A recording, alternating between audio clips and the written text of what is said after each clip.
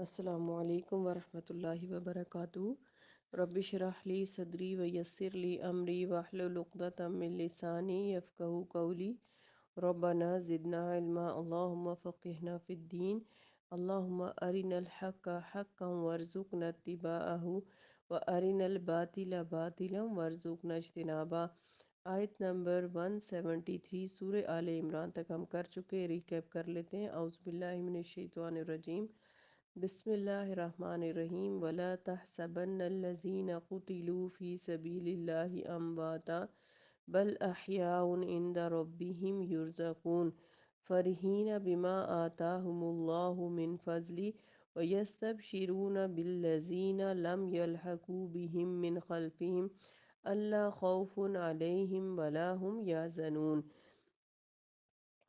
نیز جو لوگ اللہ کی راہ میں شہید ہو گئے انہیں ہرگز مردہ نہ سمجھو، وہ تو زندہ ہیں جو اپنے پروردگار کے ہاں سے رزق پا رہے ہیں۔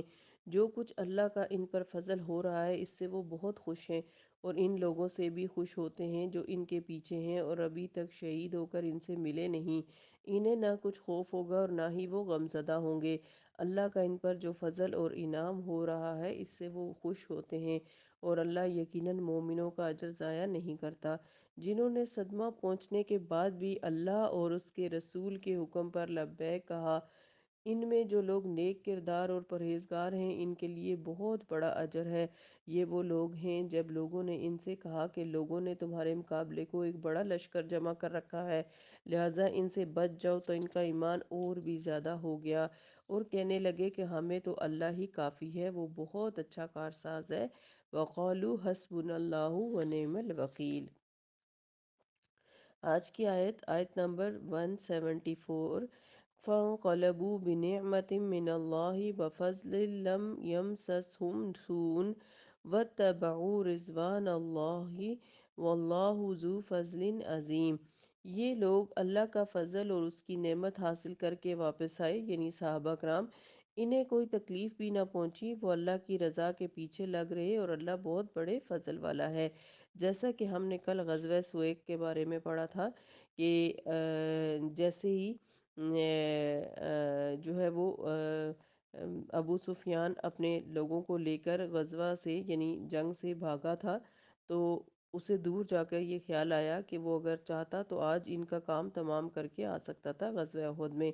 تو اس نے واپس جو ہے وہ آنے کا ارادہ کیا، جس پر رسول اللہ صلی اللہ علیہ وسلم نے ابو سفیان کے انتظار میں یا ابو سفیان کے پیچھے جانے کے لیے صحابہ کرام کو دوبارہ پکارا، جس میں سے 70 صحابہ کرام زخمی ہونے کے باوجود جو ہے اس غزوے کے لیے اٹھ کر چل پڑے۔ تو ہم نے کل پڑھا تھا کہ غزوہ سویق کے نتائج کیا نکلے تھے کہ رسول اللہ صلی اللہ علیہ وسلم ابو سفیان کے انتظار میں 8 روز تک بدر کے مقام پر بیٹھے رہے۔ اس دوران میں صحابہ کرام نے ایک تجارتی قافلے سے کاروبار کر کے خوب فائدہ اٹھایا۔ پھر جب یہ پتہ چلا کہ ابو سفیان واپس چلا گیا ہے تو آپ صلی اللہ علیہ وسلم بھی مدینہ واپس تشریف لے آئے۔ تو یعنی پھر صحابہ کرام ہر لحاظ سے فائدے میں رہے، اللہ کی رضا بھی حاصل ہو گئی، جنگ کی سختی سے بھی بچ رہے، دشمن بھی مرعوب ہو کر واپس چلا گیا، مالی فائدے بھی حاصل ہو گئے، اور وہ ہر طرح سے کامیاب اور کامران لوٹے۔ انما ذالکم الشیطان یخوف اولیاءہ فلا تخافوہم وخافونی ان کنتم مومنین۔ یہ شیطان ہی تو ہے جو تمہیں اپنے دوستوں یعنی لشکر کفار سے ڈراتا ہے، لہٰذا اگر تم مومن ہو تو ان سے نہ ڈرو بلکہ صرف مجھ سے ڈرو۔ پہلے ذکر ہو چکا ہے کہ ابو سفیان نے خود ہی غزوہ احد سے اگلے سال بدر کے میدان میں مقابلے کا چیلنج کیا، مگر بعد میں خود ہی ہمت ہار بیٹھا اور الزام مسلمانوں کے سر تھوپنے اور انہیں ڈرانے اور دہشت زدہ کرنے کے لیے ایک شخص نعیم بن مسعود کو کچھ دے دلا کر اس بات پر آمادہ کیا کہ مدینہ جا کر مسلمانوں کو بتائے کہ ابو سفیان نے اتنا لشکر جرار تیار کرنے کی ٹھانی ہے جو عرب بھر کے مقابلے کو کافی ہے۔ اس طرح مسلمان مرعوب ہو کر بدر میں مقابلے پر آنے کا ارادہ ترک کر دیں گے۔ اس سارے ڈرامے کو اللہ تعالیٰ نے شیطانی کھیل سے تعبیر فرمایا ہے۔ یہاں شیطان سے مراد ابو سفیان بھی ہو سکتا ہے اور نعیم بن مسعود بھی۔ مسلمانوں کو تاکید کی جا رہی ہے کہ میرے سوا کسی طاغوتی طاقت سے مت ڈریں۔ آیت 176۔ ولا يحزنك الذين يسارعون في الكفر إنهم لن يضروا إلا إنهم لن يضروا الله شيئا۔ اے نبی صلی اللہ علیہ وسلم، جو لوگ کفر میں دوڑ دھوپ کر رہے ہیں یہ تمہیں غمزدہ نہ بنا دیں، یہ اللہ کے دین کا کچھ بھی بگاڑ نہیں سکتے۔ اس دور میں مسلمانوں کے علاوہ جتنی بھی اقوام تھیں سبھی اسلام دشمن اور اسے مٹانے کے درپے تھیں، خواہ وہ مشرکین مکہ ہوں یا یہود مدینہ، منافقین ہوں یا دیگر قبائل عرب۔ یہ سب لوگ اسلام کو کچلنے کے لیے حتی المقدور کوششیں بھی کر رہے تھے۔ اللہ تعالیٰ اپنے پیغمبر کو تسلی دیتے ہوئے فرماتے ہیں کہ یہ تمہارا یا اسلام کا کچھ بھی بگاڑنے کی قدرت نہیں رکھتے، بس اپنی ہی عاقبت خراب کر رہے ہیں۔ ان کے بارے میں آپ صلی اللہ علیہ وسلم کو فکر مند ہونے کی ضرورت نہیں۔ دوسری بات جو آپ صلی اللہ علیہ وسلم کو فی الواقعہ غمزدہ بنا رہی تھی وہ یہ تھی کہ آپ صلی اللہ علیہ وسلم کی انتہائی کوششوں کے باوجود یہ لوگ اسلام کو سمجھنے اور اس کے قریب آنے یا اسے قبول کرنے کی کوشش ہی نہیں کرتے تھے۔ اس بات سے آپ صلی اللہ علیہ وسلم سخت پریشان ہو جاتے تھے۔ اس بات کا ذکر قرآن میں کئی مقامات پر آیا ہے۔ اس کے جواب میں اللہ تعالیٰ نے اپنے پیارے نبی صلی اللہ علیہ وسلم کو یہی کہہ کر تسلی دی کہ تمہارا کام صرف اللہ کا پیغام پہنچانا ہے اور لوگوں کو ڈرانا ہے۔ اب اگر یہ لوگ اپنی حرکتوں سے باز نہیں آتے تو اس کا وبال انہی پر ہوگا۔ میرا پیغام پہنچا دینے سے آگے آپ کی کوئی ذمہ داری نہیں ہے۔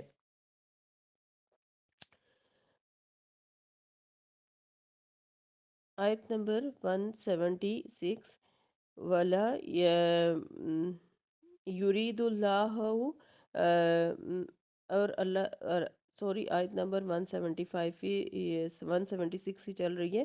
یرید اللہ اللہ یجعل لہم حظا فی الآخرۃ ولہم عذاب عظیم۔ اللہ تو صرف یہ چاہتا ہے کہ ایسے لوگوں کا آخرت میں کچھ حصہ نہ رہے اور ان کے لیے بڑا عذاب تیار ہے۔ ان الذین اشتروا الکفر بالایمان لن یضروا اللہ شیئا ولہم عذاب علیم۔ جن لوگوں نے ایمان کے بدلے کفر خریدا ہے یہ اللہ کے دین کا کچھ بھی بگاڑ نہ سکیں گے اور ان کے لیے دردناک عذاب ہے۔ انہی کی بات ہو رہی ہے جو اسلام کو مٹانے کے در پہ تھے، اور ابو سفیان اور اس کا قافلہ، اور اسلام کے خلاف جو ہے انہوں نے ایک محاذ قائم کر رکھا تھا۔ انہی کی بات ہو رہی ہے کہ ان کے لیے دردناک عذاب ہے۔ وَلَا يَحْسَبَنَّ الَّذِينَ كَفَرُوا، کافر لوگ ہرگز یہ نہ سمجھ بیٹھیں انما نملی لہم خیر لانفسہم، کہ جو انہیں ڈھیل ہم دے رہے ہیں یہ ان کے حق میں بہتر ہے۔ انما نملی، ہم تو صرف اس لیے ڈھیل دے رہے ہیں لہم ان کو، لیزدادوا اسما، کہ جتنے زیادہ سے زیادہ گناہ کر سکتے ہیں کر لیں، وَلَهُمْ عَذَابٌ مُہین، اور ان کے لیے رسوا کن عذاب ہے۔ معاندین اسلام بالخصوص مشرکین مکہ کا ایک اعتراض یہ بھی تھا کہ اگر تم فی الواقعہ سچے نبی ہو تو جو سلوک ہم تم سے کر رہے ہیں اس بنا پر تو اب تک ہم پر کوئی عذاب آ جانا چاہیے تھا۔ اس کے برعکس نہ صرف یہ کہ ہم پر کوئی عذاب نہیں آیا بلکہ ہمیں اللہ اپنی نعمتوں سے نواز رہا ہے۔ اس بات کا جواب اللہ تعالیٰ نے اسی آیت میں دیا ہے کہ ہم انہیں اس لیے مہلت دیے جا رہے ہیں کہ جتنے یہ زیادہ سے زیادہ گناہ اور سرکشی کے کام کر سکتے ہیں کر لیں، تاکہ وہ زیادہ سے زیادہ رسوائی اور ذلت عذاب سے دوچار ہو جائے۔